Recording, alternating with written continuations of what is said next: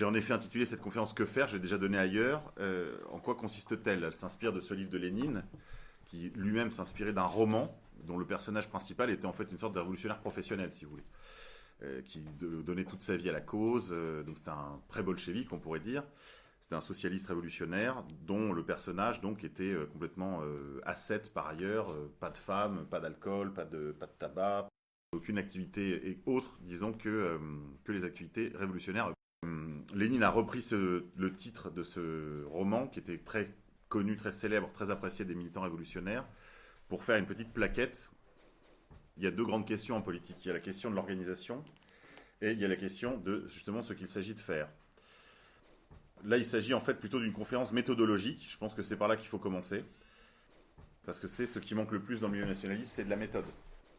Alors je prendrai des exemples qui ne sont pas issus du milieu nationaliste, mais dans lesquels les nationalistes ont essayé de peser pour orienter favorablement telle ou telle initiative, telle ou telle entreprise.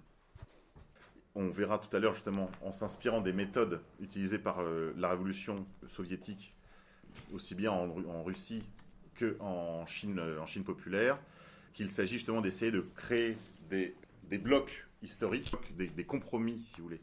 Ce que Maurras a appelé à sa façon le compromis nationaliste, c'est-à-dire essayer d'additionner un maximum d'opinions, même si elles ne sont pas parfaitement conformes à notre vision du monde, à notre doctrine, qu'elles laissent dans l'ombre certains sujets pourtant très importants, parfois même essentiels, parfois même primordiaux, je veux dire, par lesquels il faudrait commencer, même si elles laissent dans l'ombre ces sujets, il n'en demeure pas moins qu'il faut essayer de se les agréger. Bon, et bien dans ce cadre-là, j'ai beaucoup travaillé sur la question de l'environnement, de l'écologie. Pourquoi? Parce que fondamentalement, l'écologie, c'est une idée conservatrice au meilleur sens du terme, c'est-à-dire qu'il s'agit de préserver et transmettre un patrimoine matériel, là pour le coup, pour avoir été longtemps aussi royaliste, monarchiste. Bon, notre symbole, c'est une fleur de lys, et c'est le seul symbole végétal, en fait, qui a cours en politique. Bon, c'est quand même intéressant, quand on sait que Maurras parle de politique naturelle, au sens où il y a une nature des choses, il y a une nature humaine, et il essaie d'inventer au sens où on invente un trésor, c'est-à-dire de retrouver dans la pratique historique ce que c'est que cette politique naturelle, d'accord, en prenant l'expérience des siècles. Ça c'est ce qu'on appelle l'empirisme organisateur, c'est-à-dire chercher dans l'expérience des siècles les principes généraux, les principes pérennes qui font le gouvernement, par exemple, d'un pays comme la France, le gouvernement des hommes, comment gouverner les hommes conformément à leur nature, pour éviter justement toute idéologie. Eh bien l'écologie, on s'en est servi en fait on pourrait dire que c'était un fusil à double détente, c'est-à-dire que la première chose c'était arracher notre public, notre peuple, une partie de notre peuple, en particulier sa bourgeoisie, qui est captive de la droite d'affaires, de la droite libérale, essayer de la ramener sur des positions traditionnalistes, et pour ça, il fallait la faire rompre avec le libéralisme, justement. Il fallait qu'elle cesse de voter pour ce qu'un cadre de l'UMP à l'époque avait appelé le parti des gaz de schiste et des OGM. Voilà, vous voyez, là au moins, c'est clair. C'est-à-dire leur réinsuffler l'idée qu'en politique, tout n'est pas possible, on ne peut pas tout faire, tout n'est pas à disposition, mais qu'au contraire, il y a des patrimoines qu'il s'agit de conserver et de transmettre. C'est quand même la grande idée du nationalisme, d'accord? Donc en fait, les nationalistes, les royalistes, désormais je les appellerai nationalistes par commodité, mais les nationalistes sont, je veux dire, de plein droit, et d'ailleurs c'est ce que dit la gauche, tous les observatoires, là, les différents miradors que la gauche entretient sur la question de l'écologie, de la décroissance et autres, ils savent très bien que nous avons, comme ils le disent eux-mêmes, une longueur d'avance sur ce sujet. En gros, si vous prenez tous les grands penseurs réactionnaires, nationalistes et autres, de l'ensemble de l'Europe d'ailleurs, et parfois même d'autres continents comme en Amérique du Nord, tous ces penseurs en fait valident l'idée que tout ce qui doit être conservé et transmis, finalement, c'est ce qu'on pourrait appeler la droite avec un D majuscule. Je finis cette histoire de double détente. Le deuxième objet, c'était essayer d'arracher au moins sur un grand sujet la droite bourgeoise à l'emprise idéologique et intellectuelle du libéralisme sur elle, en essayant de la convaincre justement que, elle aussi, d'ailleurs Villy en a témoigné il n'y a pas très longtemps, par exemple à la télévision, qu'il a toujours été un écologiste en fait, que quand il ouvrait les fenêtres de sa chambre, il voyait les arbres centenaires, etc., et qu'en fait c'était une émotion pour lui. Bon.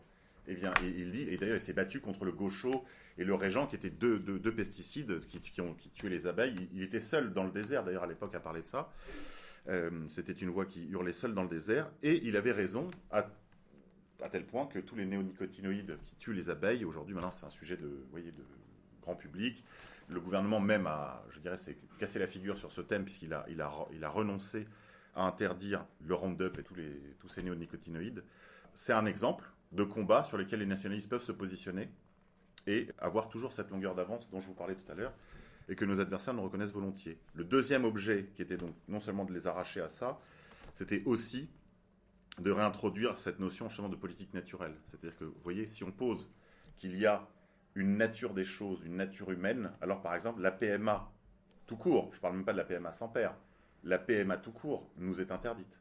Si on commence à réfléchir de cette façon, on comprend bien qu'il y a des lois de la nature desquelles on ne peut pas s'affranchir sans grand dommage. Je vais vous donner un autre exemple. Sur la question, toutes les questions d'éthique, même si c'est un truc obsessionnel et que même si c'est des sujets importants, il ne faut pas tomber dans ce piège de ne s'occuper que de l'avortement, toutes ces questions de mœurs qui passionnent les catholiques. Quand je dis les cathos, c'est un peu... Quand je parlerai des cathos, c'est au sens manif pour tous, vous voyez, ceux qui des pantalons rouges, quoi. Sociologique, ok. Alors, c'est des combats nécessaires, légitimes, etc. Mais parfois, justement, il manque de sens stratégique. On va y revenir dans le cours de ce propos. Cette idée, c'était justement de réintroduire cette notion qu'il y a des lois naturelles dont on ne peut pas s'affranchir sur la question de la pilule contraceptive, qui fait évidemment un immense dommage à la fois sur le plan moral, mais aussi sur le plan démographique, et qui en fait est aussi importante comme révolution anthropologique que l'invention du robinet d'eau chaude, si vous voulez, dans les appartements. Mon ami Laurent Ozon avait pour habitude de dire, il a raison, que ce ne sont pas les idées qui guident le monde, mais que bien au contraire, les gens ont les idées de leur vie. Ils se mettent à penser comme ils vivent. Probablement que le robinet individuel, si vous voulez, le robinet dans chaque maison, a fait beaucoup plus pour l'individualisme que tous les livres d'Adam Smith. Et ça, c'est une réalité. Donc, lorsqu'il s'agit justement de rétablir de bons principes, il faut essayer d'avoir un sens stratégique. Et pour tout dire, pour être tout à fait franc sur ce sujet, il faut être un peu rusé. D'accord ? Il faut user de ruse. Thomas d'Aquin nous rappelle que la ruse en politique est non seulement morale, mais qu'elle est licite. C'est pas la ruse, c'est la première forme d'ailleurs de l'intelligence que les Grecs avaient développée, puisque avant ce qu'on va appeler la dianoia, donc ce qu'on appelle la raison, si vous voulez, ce qui va constituer le miracle grec, les Grecs avaient une autre forme de rationalité qui était ce qu'on appelle la métis, qui est justement la ruse du chasseur. Voilà, donc ça fait partie de notre patrimoine. Et le militant politique doit comprendre qu'il doit être, comme le sont les cathos, doux comme des agneaux. Il faut être doux comme des agneaux. Le Christ nous envoie, sur le plan religieux, comme des agneaux au milieu des loups. Mais il dit aussi un peu plus loin qu'il faut être rusé comme des serpents. Et ça, évidemment, c'est ce qui manque cruellement. C'est une des raisons pour lesquelles les catholiques perdent tout le temps. D'accord ? Depuis, je pense, au moins les lois de séparation de l'Église et de l'État, les inventaires, ensuite l'affaire des fiches. Enfin, on pourrait multiplier les exemples jusqu'à des dates plus récentes. Les catholiques ne cessent de perdre parce que, justement, ils sont doux comme des agneaux, mais ils ne sont pas du tout rusés comme des serpents. C'est ce qu'il s'agit pour nous de développer, c'est ce sens stratégique, ce sens du rapport de force. Certains d'entre vous ont peut-être fait un peu d'arts martiaux ou de la boxe. Il y a l'importance de la posture. Il faut être dans une bonne posture pour pouvoir encaisser et donner des coups. Et donc il faut être en posture de combat. Alors cela m'amène à la première considération. J'étais dans une voiture, j'entendais Frigide Barjot, que je connais bien par ailleurs, sur le plan personnel. On ne peut pas dire qu'on soit amis, mais j'ai pour elle de l'affection parce que pour des raisons diverses, on a été amenés à se fréquenter. En revanche, elle a eu des responsabilités qu'elle ne pouvait pas assumer. C'est-à-dire que d'abord, première erreur, elle était à la fois porte-parole de la manifestation pour tous et présidente. C'est pas exactement la même chose. Le président est là pour justement présider et donc forcément à un moment donné prendre des décisions tranchées dans des options stratégiques. La porte-parole, elle, s'occupe simplement de retranscrire dans la voie médiatique les décisions qui ont été prises par on pourrait dire, le directoire stratégique de l'organisation. Mais ça n'a pas été pensé, d'accord ? Ça s'est fait comme ça, parce que ça s'est fait par la force des choses. Un petit peu avant que la Manif pour tous ne se constitue vraiment en organisation, je veux dire, connue du grand public, des médias, très très rapidement d'ailleurs, il y avait, on pourrait dire, un bureau de toutes les grandes organisations catholiques, à la fois les gros bataillons, c'est-à-dire les AFC, et puis les spécialisés, par exemple la Fondation Le Jeune sur la question de la trisomie, l'avortement, etc. Il y avait Familles de France, qui sont à l'intérieur des AFC, mais qui sont le courant vraiment tradit des associations familiales. Il y avait les spécialisés aussi dans le genre de Alliance Vita, vous voyez, sur vraiment les questions de bioéthique, etc. Qui a presque disparu d'ailleurs, c'est très étrange. Et pour tout vous dire, à l'époque, les gens n'avaient qu'un seul objectif, enfin ils avaient deux objectifs, c'était faire des pétitions et empêcher Civitas de prendre le leadership de l'organisation, d'accord ? On se dit tout, hein, je vous dis tout. Voilà. Moi, mon objectif, c'était de réussir la manifestation. Alors, à l'époque, nous avions monté une petite organisation qui s'appelait, enfin, un petit collectif qui s'appelait, qui avait l'avantage de s'appeler collectif, un peu comme tous les trucs de gauche, donc finalement de démilitariser un petit peu, d'abaisser le niveau de méfiance des médias. Et on était sur la question de la famille, pas du tout sur la question du pour tous ou pas pour tous, ou des manifs, c'était pas le sujet. D'ailleurs, c'est très bizarre que la manif pour tous soit appelée la manif pour tous, parce qu'à cette époque-là, Brigitte Bardot ne voulait pas de manifestation. Elle était missionnée par les évêques, ça ne vous étonnera pas, pour, en fait, contrecarrer Civitas. L'idée, c'était, on ne laisse pas Civitas leader d'opinion sur le sujet. Donc nous avons joué le jeu, puisque notre objectif c'était qu'il y ait, en fait c'était de refaire 1984, et dès l'été, avant le début de la mobilisation, nous avons organisé notre université d'été de l'époque sur ce thème, et avec pour but donc de mettre en gros 400 000 personnes dans la rue. Bon, il y en a eu beaucoup plus, comme vous le savez, puisqu'il y a eu presque 1,5 million de personnes lors des plus grosses manifestations. Ça c'est un autre sujet accessoire, mais on ne va pas faire une conférence uniquement sur la manif pour tous, mais pour que vous compreniez comment ces gens, en fait, n'ayant pas de posture de combat, se sont laissés compter par la préfecture de manière scandaleuse, alors que nous avons tous les outils. Enfin, d'ailleurs, des choses ont été publiées à l'époque, hein. Des drones, des photos aériennes. Enfin, il y a 1000 manières, si vous voulez, de contester la communication gouvernementale, qui a refait la même chose avec les Gilets jaunes, même si là, pour le coup, ça s'est vu quand même. Bon. Là, ça s'est un petit peu vu que quand ils étaient 5000 dans toute la France et qu'ils étaient 5000 juste sur l'avenue, je sais pas moi, l'avenue Kléber, bon, là, forcément, ça passe moins bien. Mais oui, tout ça, c'était intéressant parce que justement, ça a été des épisodes qui se sont succédés et qui, d'une certaine manière, étaient les marches l'une sur l'autre, même si, évidemment, la bourgeoisie catholique n'était pas très présente sur le dernier mouvement populiste des Gilets jaunes. Lorsque j'étais dans cette voiture, j'ai entendu Brigitte Bardot répondre à la question d'un journaliste qui disait « Donc, votre combat, c'est contre le mariage homo ». Elle a dit « Ah non, je vous arrête tout de suite, je ne mène aucun combat ». C'est-à-dire qu'en fait, Brigitte Bardot a dit, très clairement, à ce moment-là, qu'elle ne menait pas de combat et que donc elle n'avait pas d'adversaire. Là, j'ai envie de dire, c'était cuit d'avance.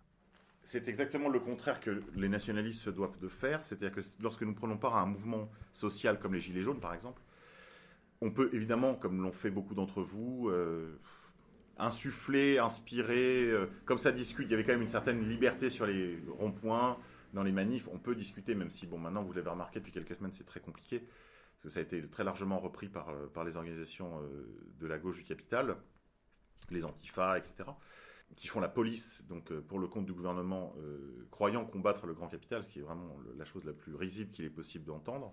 Eh bien, malgré ça, il a été possible au début du mouvement, vous l'avez probablement constaté, de discuter avec les gens. C'est bien d'inspirer, de pousser certaines thématiques, l'immigration, etc. Mais il n'y a pas que ça. Il faut aussi les aider à avoir justement un sens de l'organisation, de l'auto-organisation. Et entre autres choses, de savoir qui sont leurs ennemis, justement. On ne peut pas mener un combat politique si on ne désigne pas d'ennemis. Il faut se donner aussi des objectifs. Alors il y a les objectifs que j'appelle sublimes, la conquête du pouvoir, la révolution, mais il y a d'abord aussi des objectifs intermédiaires. On peut s'assigner par exemple des objectifs, conquérir une mairie, essayer de monter une organisation durable sur le terrain sportif, essayer de pousser tel ou tel collectif d'artistes à remporter des victoires, trouver du financement. On peut essayer, que ce soit sur le terrain métapolitique ou sur le terrain strictement politique, de remporter des petites victoires. Mais il y a encore des objectifs plus humbles encore. Mais même dans ce cas-là, il faut des objectifs, soit des objectifs chiffrés, soit des objectifs assignables. On ne peut pas dire comme ça, on va lancer une campagne Génération France, hein, pour ne viser personne. Ça peut être telle ou telle organisation, cousine, amie, concurrente, appelez comme vous voulez, mais dans lesquelles quand même nous comptons des camarades, même si, encore une fois, tout n'est pas parfait, la doctrine n'est pas parfaite, les chefs sont très loin d'être parfaits, et que là aussi, tout manque, c'est-à-dire le sens de la stratégie, les objectifs.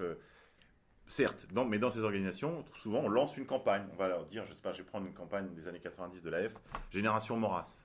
On va placarder toute la France d'affiches de Maurras pour rappeler aux Français qu'il est là, qu'on est là, que ce courant existe toujours, etc. C'est bien de faire ça, mais c'est un objectif océanique. Okay, la France, campagne nationale, et puis quoi? On a affiché toute la France, et alors? À un moment donné, il faut mesurer les résultats, vous voyez.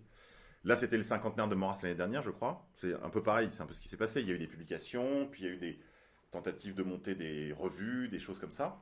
Mais c'est pareil, ce sont des objectifs océaniques. la presse, de façon générale, le commentaire d'actualité, c'est par définition un exercice qui se périme. Alors il faut faire un peu, Monsieur Rouanet qui est là, qui fait les interviews de Rivarol par exemple, il vous dira, derrière Bourbon, il y a tous les numéros de Rivarol, peut-être juste de l'année dernière. Vous voyez, toutes les semaines, il faut reparaître. C'est très bien que ça existe. C'est une petite équipe, ils y arrivent, il faut les encourager, les soutenir, très bien. Mais quand les jeunes gens m'approchent, par exemple, pour me dire on va lancer une revue, j'ai envie de leur demander pourquoi faire ? Pourquoi faire ? Pour vous faire plaisir ? Si vous me répondez pour se former, ça a du sens parce qu'on écrit des articles, on les corrige, on fait le bouclage ensemble, ça soude une équipe. Là, je vois des objectifs humbles, réalistes, et je dirais, oui, réalistes dans le sens, il y a une conformité, si vous voulez, entre les objectifs avoués et déclarés et la pratique possible. Mais si vous me dites, on va lancer une revue pour reconquérir les esprits, ou je sais pas, wow, doucement, d'accord, de la méthode. Donc c'est bien d'avoir des objectifs sublimes. L'idéal est très nécessaire au combat.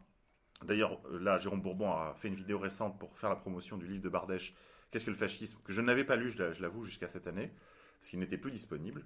Donc c'est une très bonne nouvelle qu'il ait été republié. Vous pouvez lire ça avec beaucoup de profit, c'est très intéressant, c'est très intelligent. Et justement, c'est très intelligent pourquoi ? Parce que Bardèche, justement, analyse les choses toujours dans un sens d'un rapport de force. Et par exemple, il prend à rebours toute la famille nationaliste de l'époque, en 1961-62, sur la question de l'Algérie, en leur disant, est-ce que par hasard, on n'aurait pas raté avec les nationalistes algériens qui étaient peut-être un fascisme post-Deuxième Guerre mondiale ? C'est quand même hallucinant quand on y pense. Une doctrine nationale et socialiste 20 ans après la fin de la Deuxième Guerre mondiale, c'est quand même... Bon, personne ne l'a vu, il n'y a que Bardèche. D'ailleurs, à l'époque, il était très isolé sur le sujet. Il avait justement cette intelligence qui lui permettait de comprendre l'événement et donc de saisir des opportunités. Parce qu'il faut bien comprendre que la politique, c'est saisir des occasions et les exploiter au maximum. C'est bien d'avoir des objectifs lointains, mais il ne faut pas se décourager de l'éloignement apparent de nos objectifs. Là aussi, pareil, Salvini n'est pas parfait, mais c'est intéressant. Salvini, il y a exactement 10 ans, donnait des conférences dans un local de camarades d'une organisation identitaire dans le Sud. Il avait une horrible cravate vert fluo sur une chemise noire. Il y avait 15 personnes dans la salle. Il est aujourd'hui l'homme fort du régime en Italie. Il va devenir probablement le prochain Premier ministre, je veux dire, de plein droit, en titre, et tout seul, sans le mouvement 5 étoiles. C'était il y a 10 ans. Peut-être que le prochain Salvini est dans cette salle, il ne le sait pas. Non mais, je sais que ça peut prêter à sourire, mais c'est ça la vie politique. Lénine était en exil, il disait à de jeunes révolutionnaires suisses, « Ah, vous, la révolution, vous la verrez, vous la ferez, et puis vous ferez la République socialiste de Suisse, etc. Et moi, je serais déjà mort depuis longtemps. » Un an après, il menait sa révolution, et les jeunes bolcheviks suisses n'ont rien vu du tout. Pas une chose que j'invente, vous avez probablement lu sous la plume de Dominique Vénère, par exemple. La règle la plus constante de l'histoire, c'est l'imprévu. Et surtout, les objectifs paraissent lointains, mais ils ne sont pas si éloignés lorsqu'on veut bien regarder les choses en profondeur. On va y revenir. Alors, quelle est la méthode quand on veut entamer une action politique ? Ça, c'est vraiment le cœur du propos. Quelle est la méthode ? Là, je m'inspire de la méthode dessinée par le glorieux président Mao dans ses ouvrages, en particulier La guerre prolongée. C'est un livre qu'il a écrit pour expliquer un petit peu la façon dont il a mené sa guerre contre les Japonais, toutes les autres puissances occidentales, puis contre, on pourrait dire, la bourgeoisie, enfin pour faire sa révolution communiste. Révolution nationaliste d'abord, pour foutre les Japonais dehors, et ensuite révolution communiste contre l'autre moitié, si vous voulez, du Kuomintang, qui était un parti, justement un bloc d'unité nationale, d'accord, dans le cadre d'une lutte d'indépendance nationale, à l'intérieur des organisations nationalistes. Au début, en général, il y a tout. Il y a les communistes, il y a des fascistes, comme l'était par exemple Chiang Kai-shek, quasiment. Il y a des bourgeois opportunistes. Vous prenez la guerre d'Espagne, c'est la même chose. Dans le camp nationaliste, il y avait des libéraux, des nationalistes, des carlistes, des monarchistes libéraux, enfin libéraux alphonsistes, juste des militants catholiques, et puis toute la bourgeoisie qui voulait juste pas mourir, quoi, bon, qui voulait pas ou pas tout perdre. Bon. Et puis de l'autre côté, c'est la même chose. Vous aviez des anarchistes, des trotskistes, des marxistes sans affiliation particulière, des staliniens. Bon, évidemment, il y a des contradictions dans les deux camps. Il y a des contradictions. Alors, les contradictions, par exemple, à l'intérieur d'une bande de camarades, il y a aussi des contradictions. Il y a des désaccords, parfois des fâcheries, parfois pour des affaires privées, parfois pour des affaires politiques, etc. Il faut toujours traiter les contradictions avec les camarades, même lointains, même avec qui on a de vrais désaccords politiques, comme des contradictions internes. C'est-à-dire qu'on ne traite pas une contradiction interne comme une contradiction externe. Par exemple, lorsqu'il y a une manifestation de commémoration comme au 9 mai dernier, on ne met pas des avoinés à des gens qui sont dans le cortège. Oui, on ne fait pas ça.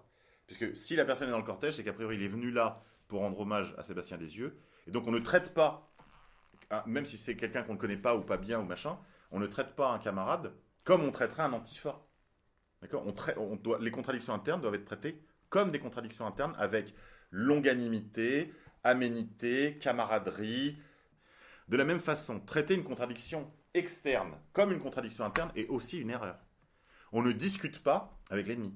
D'accord. Enfin, on peut, si les conditions nous y obligent, ou si nous-mêmes on a choisi de se mettre dans cette situation, par exemple lors d'un débat, très bien. Mais on ne discute pas politique avec des gens qui sont venus pour nous péter la gueule.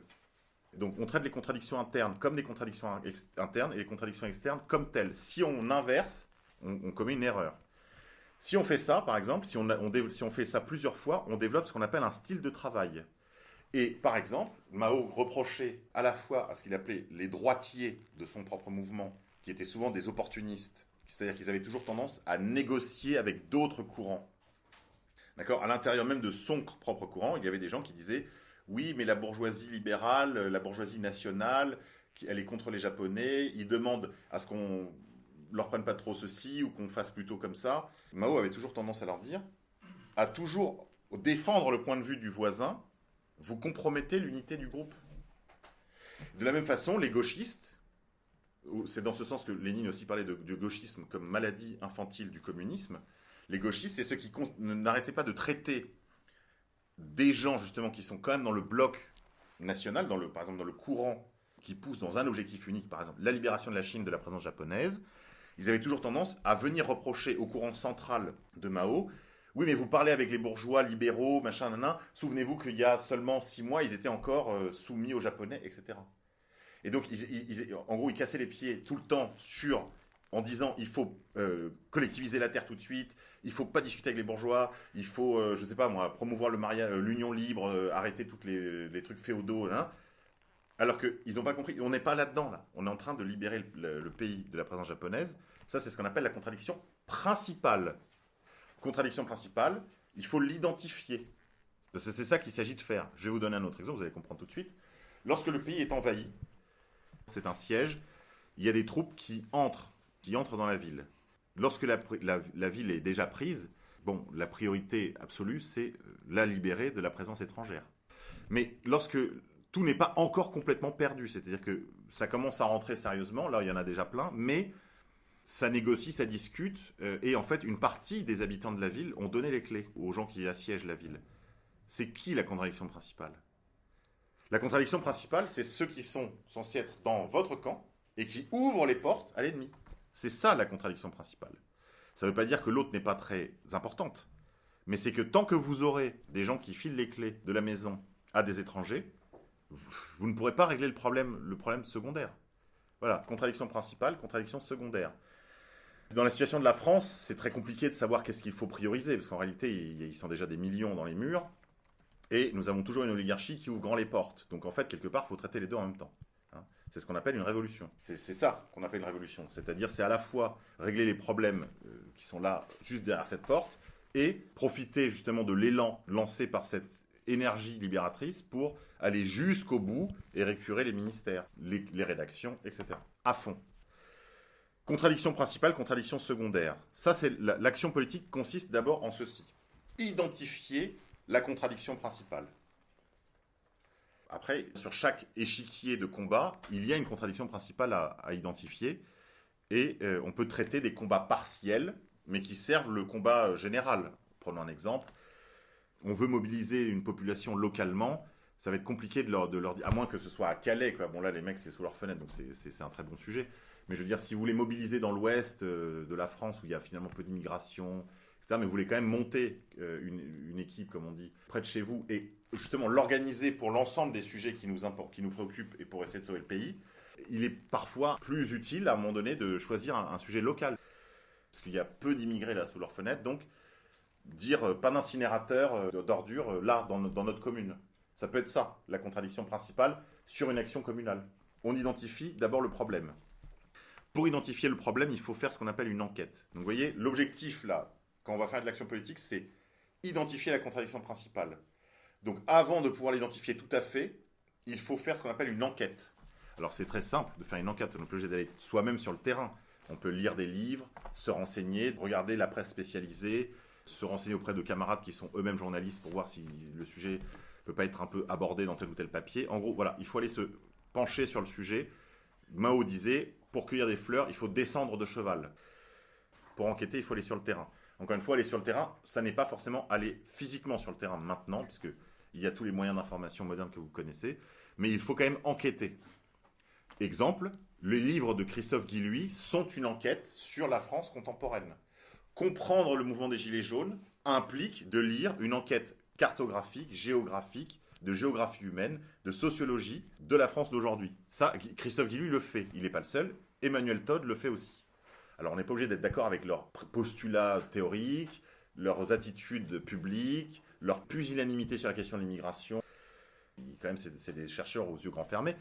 En tout cas, une chose est sûre, c'est que là, on a de l'enquête. Donc, il faut lire ça pour comprendre le mouvement des Gilets jaunes et ensuite identifier sur quels endroits on va essayer avec eux d'appuyer pour actionner une action politique. Première chose, donc, l'enquête. Première chose, l'enquête. Ensuite, la critique. C'est lorsque l'on formule sa critique que l'on définit la contradiction principale et les contradictions secondaires. Qu'est-ce qui se passe aujourd'hui en France ? Il y a deux France. Il y a une France de la mondialisation, une France de la périphérie. La France de la mondialisation, c'est à la fois les centres-villes bobos et immigrés.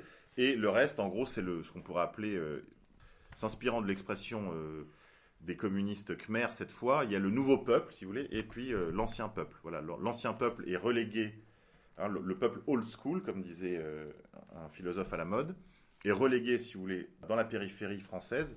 Alors, il ne faut pas l'entendre comme périphérie au sens... les régions périphériques au sens géographique. Hein. C'est vraiment au sens où elles ne sont pas dans les métropoles qui jouissent de la mondialisation. Là, vous voyez bien que là, il y a une alliance objective entre les bobos des centres-villes et les immigrés qui, en fait, vivent de la même économie, d'accord ? Parce que les immigrés livrent les pizzas pour les cadres bobos. Non, mais je caricature, mais c'est ça. Hein. Et de l'autre côté, vous avez tous les gens, en fait, qui ont dû partir, d'abord fuyant l'immigration ou simplement fuyant la hausse du foncier, la hausse des loyers, la hausse du coût de la vie, etc. Ça, c'est une contradiction quand même très importante pour comprendre le mouvement des Gilets jaunes. Et donc, il faut comprendre que notre peuple, il est là.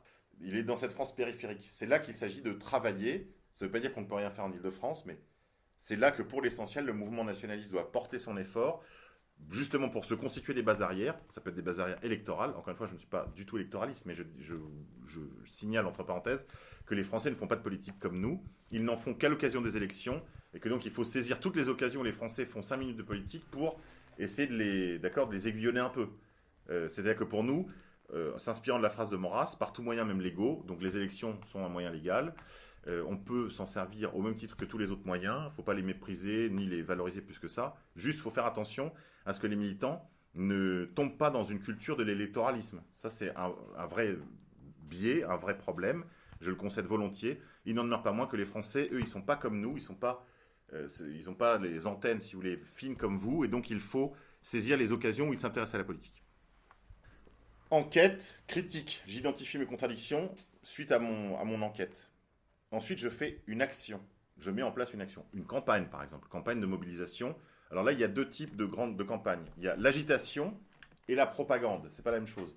L'agitation, c'est lorsqu'on va agiter des milieux spécialisés. C'est-à-dire que ce sont des opérations qui visent des publics spécialisés. Je ne sais pas moi, le corps des professeurs, les infirmières de la fonction publique, les policiers, les que sais-je, on peut faire un travail... là, par exemple, ce serait intéressant que quelqu'un fasse un travail policier, par exemple. Alors, je déconseille aux organisations de signer les outils de communication destinés au corps de l'État, parce que là, l'État est extrêmement nerveux sur ce sujet, mais on peut très bien imaginer faire des tracts de démoralisation, un petit peu comme faisaient les Gilets jaunes en disant « suicidez-vous ». Non, mais cette fois-ci, en retournant la dialectique, c'est-à-dire au contraire, plutôt que de vous suicider, rejoignez-nous. Enfin, voilà. Ça, c'est un travail d'agitation, dans le sens où c'est un travail spécialisé. Ça peut être un travail à l'égard des personnels hospitaliers qui sont très fragilisés. Ça peut être un travail à l'égard des professeurs, en leur disant rompons avec 68. Parce que pendant très longtemps, il y a eu de l'hypocrisie, c'est-à-dire qu'ils étaient tous 68 arts gauchistes, enfin, personne ne voulait aller en banlieue. Moi, je sais, je suis entouré de profs, donc je peux en témoigner. C'était, dès que ça discutait politique, c'était gaucho, en veux-tu, en voilà. Mais, par contre, ça se pacsait, ça se mariait pour avoir des points, pour pas être muté dans 93. Donc, en fait, quelque part, tout le monde le sait. Ces contradictions, il faut les exploiter. Exploiter les contradictions de l'adversaire ou du public ciblé pour le ramener à nous. Les gilets jaunes ne sont pas exempts de contradictions. Ils veulent le RIC, c'est-à-dire en gros plus de démocratie. Bon, vous aurez compris, c'est pas exactement notre style, donc il faut leur expliquer que très bien, démocratie, très bien. Alors poussons la logique à son terme. Démocratie directe, mandat impératif. Les gilets jaunes, on pourrait encore les prendre sur une autre contradiction. Bah oui, ils parlent jamais de l'immigration. On peut les pousser un petit peu. De toute façon, tout le monde est gilet jaune, hein, donc par définition, on peut soi-même, en tant que gilet jaune, pousser une thématique qui pousse le mouvement, à un moment donné, à s'emparer d'une thématique. Ou au contraire, justement, à montrer ses limites, ce qui prépare la suite, hein, des gilets jaunes aux chemises noires. Donc vraiment, ça c'est important, exploiter les contradictions. Mais ça, ce n'est possible qu'une fois qu'on a fait donc, ce travail de critique. Donc je répète, enquête, critique, action. On met en place son action, on met en place sa campagne. Une fois que la campagne a été accomplie, elle s'assigne un objectif clair, assigné, public. Je veux dire, là, on se met ensemble, on dit, bon, l'objectif de la campagne Gilets jaunes, ça va être de pousser tel thématique. Il faut mesurer. On doit mesurer. Alors, c'est pas toujours mesurable, mais il faut, dans la mesure du possible, vraiment avoir ça clairement à l'esprit, qu'on doit essayer, dans la mesure du possible, mesurer l'effet, le retour. Avant qu'on fasse ça, en fait, les militants militaient quand même, avec l'énergie qui leur est coutumière. Mais lorsqu'on peut mesurer, en fait, on s'aperçoit qu'on a beaucoup plus de petites victoires qu'on ne le croyait, si vous voulez. Donc on abandonne un peu ce style de travail, vous voyez, de la droite la plus bête et la plus pleureuse du monde à comme ça a mal, c'était mieux avant. Enfin, vous voyez, le style Radio Courtoisie, quoi. Donc il faut qu'on quitte ce style, si vous voulez, de la déploration. On est sexy, sympa, comme disent les Italiens, on le fait mieux que les autres. Il faut être une droite vraiment hussarde, une droite énergique, baroque-and-roll. Donner envie, en fait. Il faut que les gens ils aient envie de nous faire l'amour. Donc, il faut communiquer notre énergie positive. Et l'énergie positive est entretenue par les petites victoires. Et les petites victoires, on les mesure justement quand on s'astreint à essayer de mesurer l'impact de l'action qui a été faite. S'assieder les objectifs, à l'issue de la campagne de l'action, mesurer les objectifs. C'est ce qu'on appelle le bilan. On fait le bilan. On fait un bilan collectif. Vient juste après le bilan, l'autocritique. Alors, ne vous enfuyez pas, il ne s'agit pas de se mettre torse nu au milieu des camarades à se fouetter et se jeter de la cendre sur la tête en disant j'ai contracté la syphilis délibérément pour nuire à l'organisation ou j'ai saboté la photocopieuse de l'œuvre française. Non, c'est pas ça l'autocritique. L'autocritique, c'est une autocritique collective. On se met autour de la table et on dit la première chose, qu'est-ce qui dépend de nous, qu'est-ce qui ne dépend pas de nous, qu'est-ce qui dépendait de nous dans cette campagne, qu'est-ce qui ne dépendait pas de nous. On a été faire un tractage, voilà, il y a eu 15 arrestations. Est-ce qu'on aurait pu les éviter ou pas? Parfois, il y a des coups de malchance, c'est vrai. Ou, justement, est-ce que, et là, il ne faut pas tomber dans la paranoïa non plus, mais est-ce qu'il n'y a pas un infiltré? Vous voyez, il faut, à un moment donné, quand on fait une action, faire des bilans, savoir ce qui dépend de nous, ce qui ne dépend pas de nous, pour pouvoir faire le mouvement suivant, qui est le mouvement de rectification. Exemple, voilà, on a fait la Jeanne traditionnelle le 9 mai. On était tous en noir avec des bottes de seau, des drapeaux bonapartistes, des gars avec des chemises blanches, cravates rouges. J'ai ma grand-mère qui est passée là, elle m'a dit, les gars, ça fait peur à tout le monde. Ça ne veut pas dire qu'il faut abandonner ce qu'on est, mais peut-être l'année prochaine, essayer de mettre un peu plus de fleurs. Après tout, on se bat que pour nos amours, on n'est pas le parti de la haine, on est le parti de l'amour. Comme dit la Ligue Noire, on se bat pour nos amours. L'amour du pays, l'amour de Dieu. Donc ça, c'est des choses positives qu'il faut évidemment mettre en avant. Et donc, quand on fait quelque chose qui ne fonctionne pas, il faut faire des bilans et il faut faire des mouvements de rectification. Il faut corriger le tir. Ça, c'est vraiment la méthode, c'est ce qu'on appelle le cycle de la décision. Enquête, critique, action, bilan, autocritique, rectification. J'ai donné cette conférence devant plusieurs groupes déjà, et depuis quelques années, je sens, depuis une dizaine d'années, je sens un mieux. Je vois des gens qui commencent à parler justement de rétex, retour d'expérience, comme on fait dans l'armée, des bilans, on entend ça. Avec d'autres camarades, on a aussi poussé dans le sens de bien se pénétrer de l'idée que notre premier ennemi, c'est nous-mêmes. qu'on ne peut pas être crédible si on n'est pas un peu exemplaire. Et au moins qu'il y ait une cohérence entre les propos, si vous voulez, tenus publiquement et l'image, le sentiment qu'on renvoie. On ne peut pas éditorialiser, critiquer le monde moderne, vous voyez, manger au McDonald's, être complètement dépendant des réseaux sociaux. Enfin, je veux dire, si à un moment donné, ça va se voir. Déjà, au moins un niveau de cohérence suffisant pour qu'on soit crédible. Donc, essayer d'incarner notre idéal. Il n'y a pas de meilleur argument, en fait, de propagande que l'incarnation de notre idéal. C'est d'ailleurs pour ça que souvent, on est fasciné par des grandes figures, par des héros, par des chefs. Bon, je crois, moi, pour ma part, qu'il faudrait qu'on se sépare de l'idée de chef, parce que vous aurez remarqué qu'on n'en a pas beaucoup, et qu'en général, c'est pas brillant. Je crois beaucoup aux équipes, mais ce n'est qu'une idée jetée en l'air, qui est évidemment sujette au débat.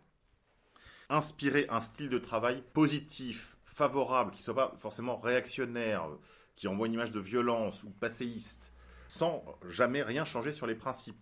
On peut d'autant plus abandonner des choses qui sont secondaires, accessoires et d'apparence, si on veut bien réaffirmer les principes pérennes, constants, qui guident notre action. Dans la mesure exacte où on réaffirmera nos principes, on peut adopter un autre style. Il y a deux modèles, si vous voulez, pour le militant. Il y a le crabe et le serpent. Le crabe, il est dur à l'extérieur et tout mou à l'intérieur. Or, ce qu'il faut, justement, c'est de faire le contraire, c'est-à-dire être tout dur à l'intérieur et tout mou à l'extérieur. Souple, vous voyez. Souple, pourquoi? Justement parce que la situation présente exige de nous une très très grande souplesse, une très grande capacité à saisir les opportunités, et donc on ne peut pas être fixiste. Vous voyez, c'est comme dans les sports de combat, vous voyez, si vous boxez une énorme tension comme ça, vous allez aller nulle part. Donc essayez au contraire d'être félin et manœuvrier, quoi, en gros. Il y a des expériences passées qui ont montré encore surabondamment qu'il y a des choses qui ne réussiront pas. Bon, moi j'en ai essayé beaucoup. Je peux vous parler par exemple de l'expérience souverainiste. Voilà, parce que maintenant on parle encore de liste souverainiste, on est en 2020 presque. Et ça existe encore, alors que nous avons commencé ce combat en 95. Et au bout de 10 ans de souverainisme, justement, où l'Action française s'était donnée pour mission, à l'époque, d'essayer d'inspirer, d'être une sorte de magistère intellectuel, si vous voulez, qui surplomberait l'ensemble des courants souverainistes, pour leur réexpliquer des grands principes de la politique, comme par exemple que la souveraineté ne se divise pas, qu'elle ne se délègue pas, et qu'on ne peut pas être souverainiste en étant tout à fait conséquent sans être non plus nationaliste, et qu'on ne peut pas être nationaliste si on ne va pas au bout de la logique qui veut le nationalisme intégral, etc. Ça, c'était un peu la mission que s'était assignée l'Action française. Bon, ça a été assez largement un échec, puisque c'était dans un climat très libéral sur le plan philosophique. Bah, finalement, oui, bah, vous êtes royaliste, c'est votre droit, quoi. Bon, donc en fait, on a servi un petit peu de tirailleur à ce courant, qui aujourd'hui est très divisé. Et à l'époque, justement, nous avions fait le bilan de cette expérience et nous avions été contraints de reconnaître que déjà, ça ne marcherait pas. Il fallait que pour ça marche, qu'il y ait une explosion de la droite et de la gauche. Ce qui est en train de se produire maintenant. Il fallait que les deux, en gros, soient complètement dilués. Vous avez vu, l'UMP aujourd'hui est à 14% dans les sondages pour les européennes, et le PS est à 8%. Les deux grands partis opportunistes du gouvernement sont explosés. Ils ont été explosés par l'aventure Macron. Aujourd'hui, finalement, il y a une possibilité. Mais ce que je veux dire par là, c'est qu'on a fait cette expérience, on aurait dû faire des bilans beaucoup plus tôt. À chaque rendez-vous qu'on avait avec les autres souverainistes de tous les courants, d'ailleurs c'était du Front National à l'époque, aussi bien que le MNR, que des gens de chez Villiers, des gens beaucoup plus dans la droite opportuniste libérale, là, type droite de l'UMP, quoi, vous voyez, la droite populaire, ce genre de choses. Bon, dans tout ce marigot-là, on a essayé de travailler, de convaincre, de recruter les jeunes, parce que souvent il y a des jeunes qui sont là, qui sont complètement égarés, puis nous on leur mettait la main dessus, puis on leur disait viens avec nous, des gens beaucoup plus sympas que les autres. On sait s'amuser. Et puis, en plus, on lit, voilà, il y a les camarades découvraient tout un univers de la vie intellectuelle, la lecture, la découverte des grands auteurs, Maurras, Bainville, que sais-je. Puis même toute la vie intellectuelle estudiantine qu'on pouvait leur proposer. Pour nous, ça a été une aventure riche, intéressante, sur le plan humain, mais sur le plan politique, j'ai envie de dire, le bilan était zéro. Pourquoi? Parce que justement, on a fait ça pendant 10 ans, sans jamais prendre le temps de s'arrêter et de réinterroger en fait les motifs pour lesquels on était venu au début dans ce compromis. Alors c'était pas un compromis nationaliste évidemment, c'était un compromis souverainiste qui est quand même beaucoup moins, évidemment déjà beaucoup moins substantiel, mais enfin on le faisait à la demande de nos aînés, de nos cadres, mais à aucun moment on s'est arrêté pour faire des bilans. Et je pense qu'on aurait dû le faire, on aurait gagné un temps précieux pour essayer de faire la seule chose qui à mon avis aujourd'hui est vraiment nécessaire, vraiment utile, c'est ce que fait cette maison depuis longtemps, c'est la formation de cadres, en gros on pourrait dire dormants même s'ils sont actifs, mais je veux dire de cadres solides, avec les idées claires, qui se proposent finalement d'attendre l'événement, même s'il faut essayer de le susciter aussi, autant qu'il est possible, par l'écriture d'articles, par l'action politique, etc. Un peu la parabole du semeur. Ça ne sert à rien de semer sur le chemin pierreux. Il faut aller semer là où ça va donner du fruit. Et surtout, il faut semer avec méthode. L'idée, et c'est ça, c'est vraiment arrêter de l'action désordonnée, sans objectif, sans méthode. Parce que même si, évidemment, comme me le disait un vieux copain, un de mes camarades, un de mes aînés quand je suis rentré à l'AF, en politique, rien ne se perd. Et c'est vrai que, pour prendre mon petit cas personnel, on m'a distribué un tract à la sortie de mon lycée, je devais être en seconde. J'ai épinglé ce tract de l'Action française sur mon panneau d'ado, là, comme font tous les adolescents. Il est resté là peut-être 2 ans avant que je passe la porte du 10 rue Croix des Petits Champs. Donc, en effet, rien n'est perdu dans l'acte militant. On est parfois étonné de voir comment un autocollant, un tract, une revue abandonnée sur un quai de gare, que sais-je, peut convaincre quelqu'un, amener de nouvelles personnes à nous. Raison pour laquelle, d'ailleurs, c'est très bien que les journaux soient en kiosque. Voilà, il faut toujours essayer, dans la mesure du possible aussi, de faire nos rendez-vous dans des lieux publics, cafés, il y a des rencontres d'occasion. Tout ça est très bien, donc il faut continuer de le faire. Cependant, quand on veut entamer une action politique, il faut se poser en équipe et bien examiner, avoir l'humilité, en fait, de s'assigner des objectifs atteignables. Ça ne sert à rien de se donner des objectifs sublimes, parce qu'en fait, la seule chose qu'on aura au bout de l'expérience, c'est de la déception.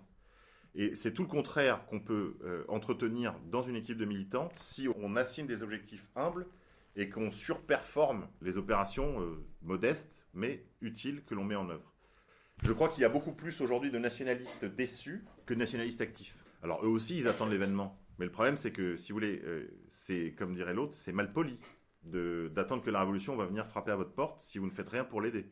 C'est comme tous ceux qui attendent que ce soit Poutine, ou que ce soit l'armée, ou que ce soit Villiers, ou que ce soit le Grand Poney Blanc, le Comte de Paris. Enfin, il y a toujours une bonne raison, si vous voulez, de confier le boulot à quelqu'un d'autre. Donc, faisons ce qui est devant nous, faisons-le en équipe, mais faisons-le, s'il vous plaît, messieurs et mesdemoiselles, avec un peu de méthode.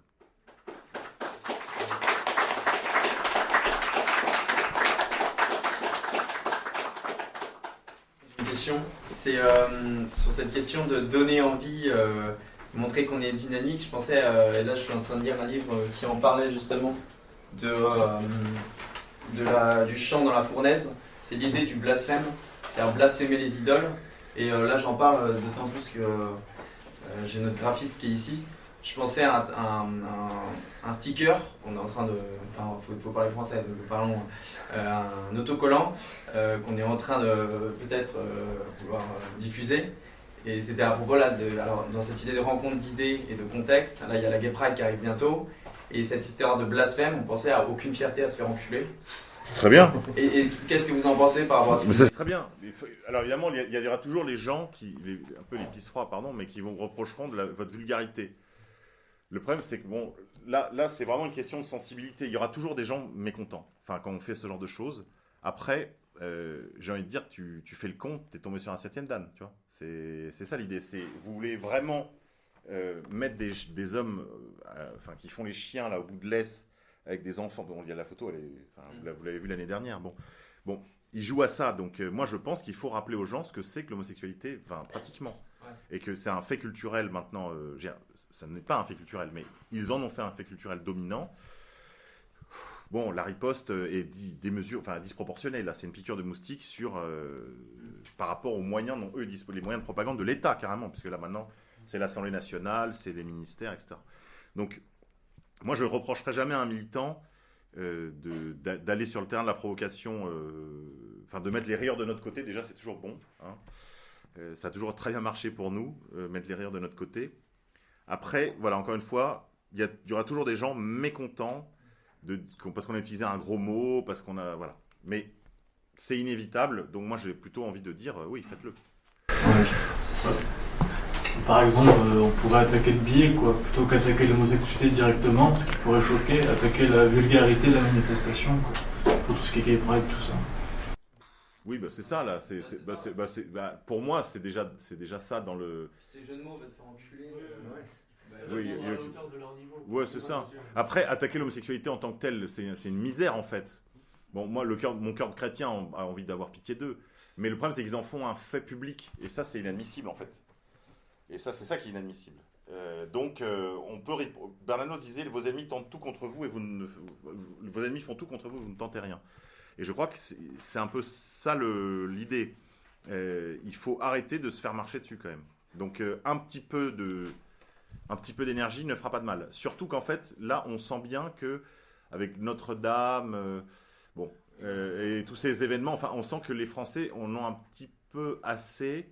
Ils ont envie que quelque chose se bouge. Alors je dis pas, je dis pas qu'ils sont prêts à la révolution, hein, c'est pas ça. Mais je veux dire, là, il y a un petit climat de ras-le-bol.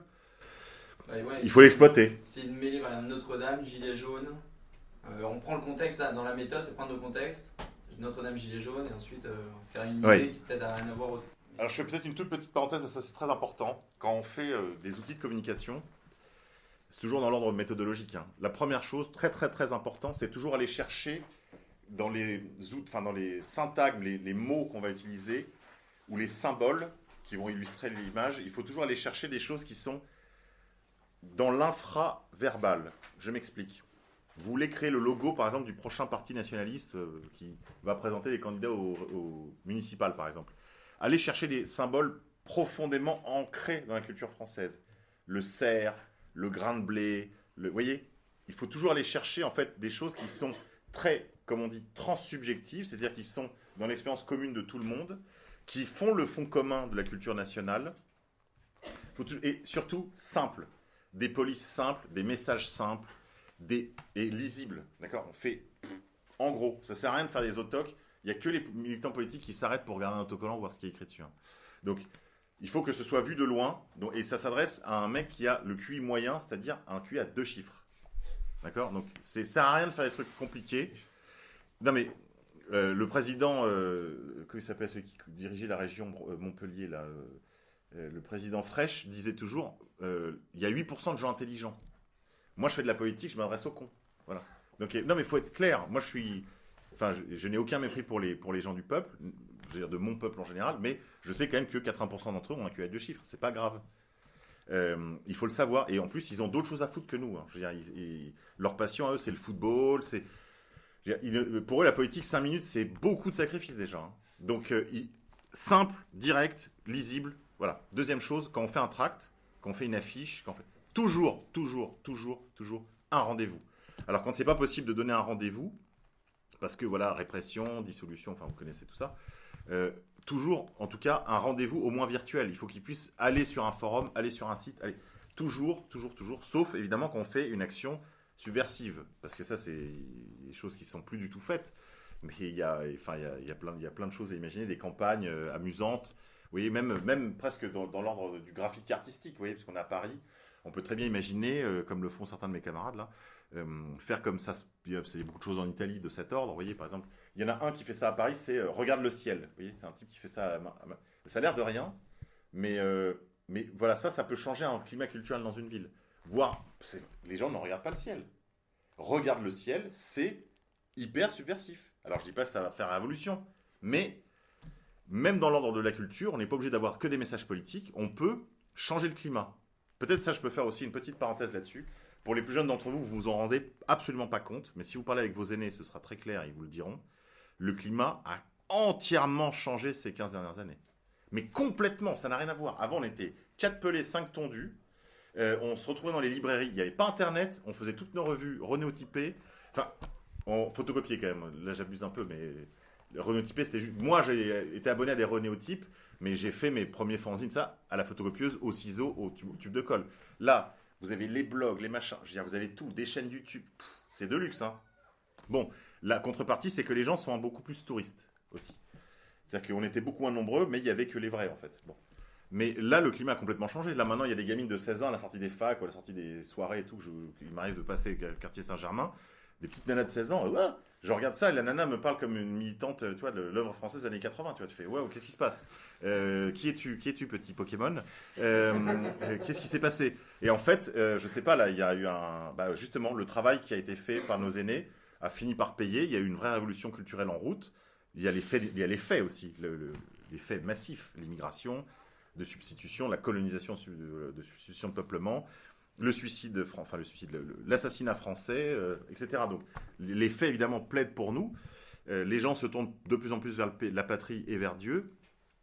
Les Français n'ont pas fini de marner, de payer pour les grands crimes qu'ils ont commis, donc c'est pas terminé. Mais le climat est quand même beaucoup plus porteur qu'il y a 15 ans. Et ça, c'est quand même une chance. Vous devez justement capitaliser sur ce climat et témoigner. En fait, ça sert à rien d'aller directement dans les sujets qui brûlent, mais vous pouvez beaucoup plus facilement, enfin, je veux dire, parler autour de vous. Il y a au moins une indifférence bienveillante là où il y avait avant une vigilance très malveillante. Hein. Il suffisait que, à l'époque, dans le quartier latin, une rumeur circule, et il n'y avait pas de portable, hein.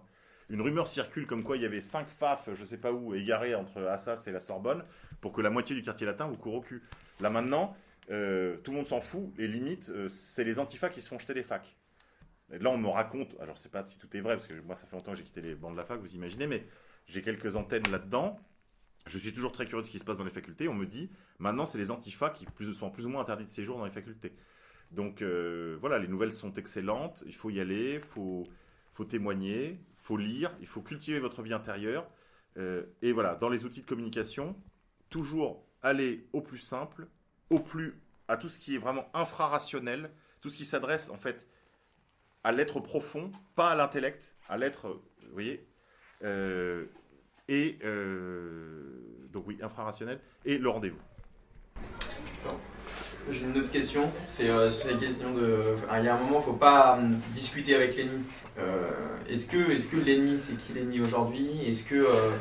Et puis la question de l'islam. Alors ça, c'est la question des musulmans en France. Est-ce que vous avez une analyse ? En fait, je pense qu'on a tous la même analyse ici, je pense. C'est que, en fait... J'ai eu une discussion avec Guillaume justement à ce propos sur même cette histoire de prioriser. Par exemple, Alain Soral, on lui reproche d'être baboucholâtre, etc. Ouais. Alors que je pense pas qu'il ait vraiment une sympathie pour les musulmans en tant que musulman, mais j'ai l'impression que c'est plus il priorise le combat politique donc contre les... en fait, le problème c'est qu'on peut dire évidemment question J, ça il n'y a pas de problème, mais il n'y a pas que eux. C'est-à-dire qu'ils sont évidemment la pointe avancée, la pointe de conception de ce qui s'abat sur nous, en fait, de tout ce qui s'abat sur nous, c'est-à-dire d'un côté l'immigration, de l'autre côté le mondialisme, c'est-à-dire l'euromondialisme. Hein. J'ai fait une petite émission sur Coup de Neuf qu'allergie. Il est complètement lié, alors je ne sais pas comment, parce que là il faudrait faire une analyse même généalogique en fait du gars pour savoir comment est-ce qu'il est lié au sabatao-franquisme. Pour un aristocrate hongrois, c'est pas impossible du tout, hein, puisqu'à un moment donné, ils ont adopté, par baptême si vous voulez, ils ont pris tout un tas de J d'Europe de l'Est qu'ils ont baptisés, et en fait tous les aristocrates les ont plus ou moins intégrés à leur famille si vous voulez. Et donc, ce qui fait que des tas de gens qui, en fait, étaient des membres de la secte crypto-judaïque sabatao-franquiste sont devenus, pour certains, dans le monde musulman, les Don May, et les franquistes en Europe centrale. Et ils ont probablement, certains d'entre eux, ont donné naissance à des aristocrates hongrois, comme c'est le cas de Coup de Neuf qu'allergie, par exemple. Bon, lui, il a conçu 2 trucs. On pourrait dire le plan démographique de l'Europe, c'est-à-dire l'avenir démographique de l'Europe en créant cette race afro-asiatique dont il rêvait qui pour lui était la résurrection en fait de la race des esclaves de l'Égypte ancienne, et ensuite une sorte de mélange de la tribu de Lumière et des aristocraties européennes qui eux seraient une sorte de nomenclatura illuminée par les doctrines gnostiques, parce que tout ça c'est baigné dans l'occultisme. Hein. Bon, là ça c'est un ennemi. On sait, donc ça veut dire que mais l'ennemi est très très clairement identifié, c'est-à-dire que il y a la secte, la loge, la tribu de Lumière. Voilà, là c'est bon, mais c'est toutes leurs œuvres. C'est-à-dire, c'est le LGBT en plus, surtout dans sa composante, je dirais, androgyne. C'est-à-dire que l'objectif, c'est la dilution de toutes les frontières, dilution entre les hommes et les femmes, donc ça c'est la théorie du genre, dilution de toutes les races, donc ça c'est le métissage, dilution des âges, ce sera la pédophilie, dilution entre les hommes et les machines, donc ça ce sera tous les trucs transhumanistes, les prothèses, etc. Leur objectif c'est la destruction de toutes les grandes séparations. Il faut savoir que Dieu a créé le monde, c'est dans l'Écriture, avec 3 grandes séparations. Les ténèbres et la lumière, le sec et l'humide, le masculin et le féminin. Et attaquer, si vous voulez, un des murs porteurs de la civilisation comme la différence des sexes, c'est évidemment détruire toute civilisation possible, hein. Toute transmission, toute filiation. En gros, c'est fini. Là, c'est fin du bail, fin du game.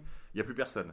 Il faut savoir que ces gens ont des intentions génocidaires à notre égard. Ils le disent depuis 1900 ans. C'est écrit dans leurs livres saints, dans les livres qu'ils tiennent pour plus saints encore que la Bible de Dieu. Il y a toutes leurs œuvres. Donc, je disais LGBT, Union européenne, qui n'est que le premier chapitre du mondialisme, d'accord ? Parce que l'objectif, c'est refaire la même expérience en Amérique du Nord, en Amérique du Sud, en Asie, en Afrique, etc. Et ensuite, tout ça réunifié dans un grand gouvernement mondial, gouverné ensuite par le roi des Juifs, qui régnera depuis le mont Moria à Jérusalem, dans le troisième temple reconstruit. Ce qui explique peut-être la tentative d'incendie de la mosquée Al-Aqsa. Voilà. En fait, quand on a compris le plan, leur plan eschatologique, nous, on a notre propre eschatologie chrétienne. On sait qu'à la fin, ça va bagarrer, hein, c'est ce qu'on appelle l'Armageddon. Et donc, on s'y prépare. Mais après, ça, c'est dans l'ordre religieux. Dans l'ordre politique, il faut combattre toutes les œuvres de l'ennemi, LGBT, Union européenne, jacobinisme, parce qu'en fait, il y a tout ce qu'ils font maintenant, mais il y a tout ce qu'ils ont déjà détruit avant. Donc, il faut revenir sur les destructions d'avant, ressusciter les pays de France, donc rétablir tous les corps intermédiaires, défendre la famille. Le plan, il est super simple en réalité. Et si on réfléchit, en fait, il n'y a pas tellement de combats à mener. Il y a le combat de la souveraineté, de l'identité, de la famille et des libertés. Voilà, ça fait 4 grands combats. C'est un socle de gouvernement pour une droite qui pourrait même aller convaincre, comme l'a fait Franco, même si pour moi c'est pas l'idéal, hein, plutôt José Antonio, moi, mais José Antonio finalement, avec son programme de gouvernement de l'Espagne, il pouvait convaincre aussi bien les libéraux que les cathos couilles molles, ou les fascistes, qui étaient à sa gauche, on pourrait dire, avec les Desma Ramos, les monarchistes, qu'ils aient été d'ailleurs alfonsistes ou carlistes. Voilà. C'est un gouvernement de salut national. Et en fait, c'est des propositions que 80% des Français peuvent signer en réalité, hein. On est peu nombreux, on est les méchants du film, mais c'est pas définitif, hein. À la fin, c'est nous qui gagnons. On peut parler d'ailleurs de démocratie organique pour justement un peu répondre à cette contradiction interne des Gilets jaunes qui s'attache à cette démocratie inorganique et électoraliste et tout ça. Absolument. Qui répond à un régime démocratique par plus de démocratie. On n'en sort plus et effectivement, là, vous avez bien traité ça, de dire c'est à chaque échelon que les choses se passent de manière charnelle, quoi. Alors, démocratie organique, c'est très bien parce que, vous voyez, du temps de Maurras disait la démocratie c'est le mal, la démocratie c'est la mort. Bon, il a raison, ça n'a pas changé ça. Mais le problème, c'est que là, si vous voulez, ce qui a changé, c'est que même à l'époque, les classes bourgeoises, l'oligarchie régnante à l'époque, elles savaient que la démocratie n'était qu'un régime parmi d'autres. C'est-à-dire que pour elles, le mot démocratie était synonyme, ou plutôt, c'était l'antonyme d'aristocratie et un régime parmi d'autres. Aujourd'hui, le mot démocratie, même dans votre esprit à vous, soyons honnêtes, c'est devenu synonyme de régime du bien. Donc si vous dites la démocratie c'est le mal, la démocratie c'est la mort, fini, vous êtes le mauvais méchant du film à vie. En revanche, si vous dites démocratie organique, là, vous allez voir tous les de la planète se mettre à courir dans tous les sens parce qu'ils vont dire ah, c'est le retour des chemises noires. Mais c'est sûr, parce qu'en fait, si vous dites déjà organique, ça veut dire vivant. Vous êtes un fasciste, c'est fini. Alors qu'en réalité, vous êtes comme les Gilets jaunes pour plus de démocratie. Moi, en réalité, j'ai une tendance à promouvoir la hiérarchie sociale, parce qu'en fait, c'est ce qui manque le plus dans ce pays. Si vous écoutez, il n'y a aucun homme politique en France qui dit la société est hiérarchisée. Et c'est normal qu'elle est diverse et qu'elle est hiérarchique. Mais ça, c'est un truc, c'est jamais entendu ça en un demi-siècle. Mais il faudra pourtant le dire à un moment donné, et on peut commencer tout de suite, hein. Il faut dire que la société doit être hiérarchisée. Elle l'est toujours malgré la négation. Elle l'est toujours. La grande distribution, enfin... Voilà, elle l'est en réalité. Mais disons que nous voulons des hiérarchies légitimes. Pas celle de l'argent, pas celle des diplômes ou je sais pas quoi, celle du mérite et du travail. Ce sera déjà pas mal. Après, on discutera de la naissance une fois qu'on aura refait une aristocratie dans le feu des tranchées. Et bien là, les Gilets jaunes, on peut pousser ce thème de la démocratie organique. Tu as parfaitement raison. Et en fait, je vous dis, ça les met en panique. Regardez le RIC. Quand ils ont commencé à dire, ok, on oublie la taxe carbone, ceci, cela, ils ne venaient plus qu'avec le RIC.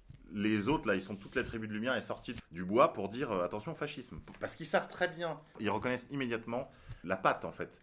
Et c'est ce qu'explique Bourbon dans la dernière vidéo, là, sur la promotion du livre de Bardèche. Les solutions qui sont demandées, par exemple, par les Gilets jaunes, si on les pousse à leur bout, eh ben, ça ressemblera plutôt à un régime des heures les plus sombres de notre histoire que...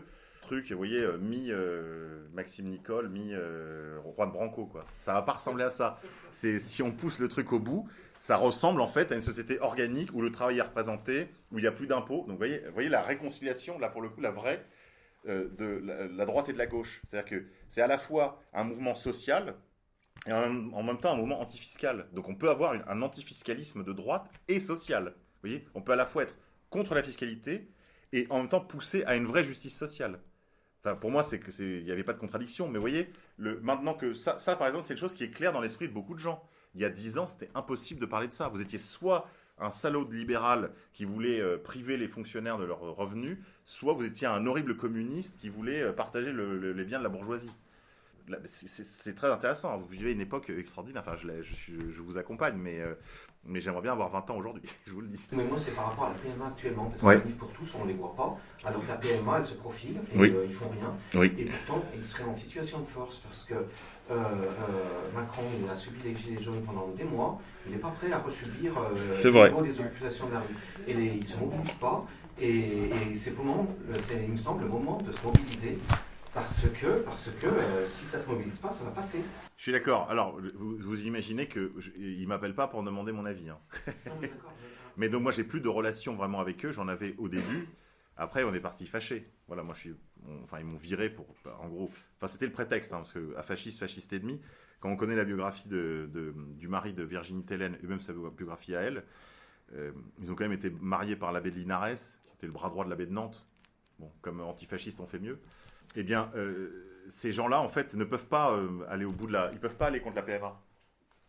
Ils ne peuvent pas aller à la PMA parce que, par exemple, pour vous donner un exemple très très éloquent, le bras droit, enfin un des coprésidents, si vous voulez, ils étaient 7 porte-parole. Il y en a un, donc le patron d'Alliance Vita, Tuldual Derville.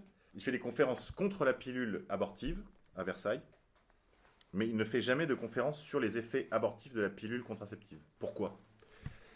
Parce que ces petites dames de Versailles, il y en a plein qui sont sous pilule. Elles ont déjà 2-3 gamins, c'est fini. Donc elles sont sous pilule contraceptive, mais ce qu'oublie de dire, alors que lui il le sait très bien, Tuldual Derville, c'est que ces pilules sont abortives. Puisqu'il arrive, quand on est sous pilule comme ça, à peu près une fois sur 24 mois, en moyenne, qu'il y ait une conception qui est elle-même lessivée par certains des produits contenus dans la pilule contraceptive. Donc il n'est en principe pas abortive. Mais vous voyez, comme il ne va pas sur ce terrain parce qu'il sait que c'est glissant face à son public, c'est quand même eux qui lui font des chèques à la fin du mois, hein, et il prend par mois. Donc je dis tout ça parce qu'il faut quand même qu'à un moment donné, les gens réalisent que tout ça, c'est aussi des fromages, et arrêtent de les soutenir et ne soutiennent que les organisations vraiment révolutionnaires. Eh bien, vous voyez bien que ces gens ne peuvent pas aller contre la PMA, parce qu'aller contre la PMA, c'est quoi ? Aller contre la PMA sans père ou la PMA tout court ? La même chose. Parce que des PMA qui, jadis, j'ai bien connu les députés qui s'occupaient de ça d'ailleurs, députés blancs, bretons, etc., ils avaient tenté d'imposer l'expression AMP, assistance médicale à la procréation, ce qui est quand même déjà dans la logique complètement différent. Assistance médicale à la procréation. On voit bien que ce n'est pas exactement la même chose que procréation médicalement assistée. C'est-à-dire que là, la médecine ne vient que surseoir, elle vient corriger un déficit de la nature, ce qui est le rôle de la médecine. Mais en ayant l'expression inverse, on voit bien qu'en fait, ça devient l'industrie de la procréation médicale. Il faut bien que vous vous mettiez dans l'esprit que dans quelques années, c'est toute la procréation humaine qui sera industrialisée. Et les gens qui feront des bébés bio seront l'exception. Et tout est en place. Hein. Il y a tout ce qu'on appelle l'exogénèse, c'est-à-dire les utérus artificiels. Tout est en route, tout est en place. Et le pays en tête dans cette industrie, c'est Israël. Probablement qu'en fait, ils préparent l'armée des clones. Parce qu'ils n'ont pas une démographie suffisante. Et surtout, les plus jeunes se barrent d'Israël pour aller en Australie, Canada, etc. Parce qu'ils en ont marre de faire le service militaire pour des religieux qui ne le font pas. Dans 10 ans, Israël sera un pays entièrement théocratique. Donc, il sera principalement peuplé de chapeaux noirs. Il faut que vous vous imaginiez qu'il faut défendre tout ça, et probablement l'idée c'est l'armée des clones, c'est-à-dire une batterie d'utérus artificiels pour faire des clones comme dans Star Wars, quoi. Là, je sais que ça paraît complètement dingue, mais lorsqu'on a fait la manif pour tous, vous voyez, j'avais écrit la FAQ, les questions fréquemment posées, et j'avais insisté pour que l'expression LGBT soit déjà LGBTQ, parce qu'il fallait élucider pour les catholiques l'idée que c'est la théorie du queer, c'est pas la théorie du genre, ça n'existe pas. Vous voyez, quand Najat Vallaud-Belkacem va à la télé et dit la théorie du genre n'existe pas, elle a raison. Ce sont des études de genre. Ce sont les études de genre, et ce qui est au cœur de ça, c'est ce qu'on appelle la French Theory. Mais les milieux Manif pour tous, comme ils ont été un peu vite et pas beaucoup travaillé, ils ont un peu tout mélangé, et ils sont venus avec cette expression théorie du genre. En réalité, la théorie du genre, c'est la formule bourgeoise, acceptable, universitaire, de ce qu'on appelle la queer theory, qui est une véritable machine de guerre contre toute vie intellectuelle et culturelle. C'est-à-dire, c'est la destruction des sources. On ne cite plus ces sources. Donc, il n'y a plus de propriété intellectuelle. Il n'y a plus même d'hérédité. C'est-à-dire qu'on ne peut plus dire, voilà, comme disait Aristote. Non, tout ça, on ne fait plus. Et ça, c'est dans les milieux universitaires. Ils veulent imposer ça comme méthodologie universitaire. Là, maintenant, c'est passé presque inaperçu. Il y a une vidéo qui a été faite sur un des plateaux, là, soit de LCI, soit de LCP, ou je sais pas de LCP, de CNews, ou je ne sais plus quel plateau, où des professeurs parlaient un peu de toutes les licornes, là, les social justice warriors, qui commencent à peupler les universités françaises. Voilà, en fait, au cœur de tout ça, c'est la queer theory. Il faut bien comprendre que dès ce moment-là aussi, dès la Manif pour tous, on avait mis en perspective la Manif pour tous en leur disant le mariage homo, le mariage pour tous, n'est que le premier chapitre du transhumanisme. L'objectif, c'est le transhumanisme, c'est-à-dire que demain, on coupera des bras à des gens bien portants pour leur mettre des prothèses pour qu'ils soient manutentionnaires. On greffera des yeux, je sais pas moi, à des gens pour qu'ils voient la nuit, etc. Vous voyez, c'est-à-dire ce sera du servage technologique. Et tout le monde sera stérile, a priori, comme c'est déjà le cas pour les animaux. C'est vrai que ça commence toujours comme ça. D'abord, on puce les animaux, après on puce les prisonniers, juste les pédophiles, puis après on puce tous les prisonniers, puis les militaires, puis les fonctionnaires, puis tout le monde. Et vous voyez bien que c'est déjà en route. C'est la société sans monnaie. Rassurez-vous, je veux pas être trop sombre, ils n'y arriveront pas. Parce que l'homme, et ça c'est notre chance, l'homme, comme disait Bardèche, est un animal politique. Lui, il n'entendait pas au sens d'Aristote, là, mais au sens il y a une animalité en l'homme. L'homme n'est pas un être fonctionnel. Il ne peut pas vivre dans une société comme ça. C'est impossible, vous voyez. Et donc, en fait, une fois qu'ils auront été jusqu'à un certain terme de leur projet, nos solutions apparaîtront d'autant plus désirables qu'on aura conservé leur radicalité, leur attrait. C'est beaucoup plus sympa de vivre dans une ferme avec des bébés bio que de vivre, vous voyez, dans l'enfer des villes avec des migrants et des enfants sortis de tubes à essai, quoi. Donc, soyez pas trop inquiets de ça, ils n'y arriveront pas. Oui. On disait aussi sur ce qu'Orwell et Michel appellent la décence commune, quoi. Dire que ça va trop loin, c'est nous. Et oui, la décence, et oui, exactement. Comme disait un de mes copains, il m'a offert un petit livre de Bruce Bégou, je crois.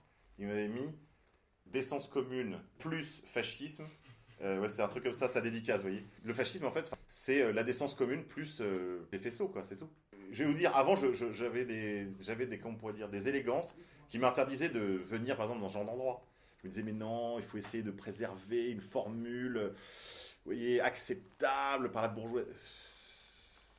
Et plus le temps passe, et plus je me dis, en fait, ce sont des courtoisies et des politesses inutiles. D'abord, parce qu'ils nous crachent à la gueule autant. Et je regrette, parce que ça a été là aussi du temps de perdu. Enfin voilà, baroque and roll et radical, c'est ça qui va marcher. Ouais, très bien. Merci beaucoup. Bonjour.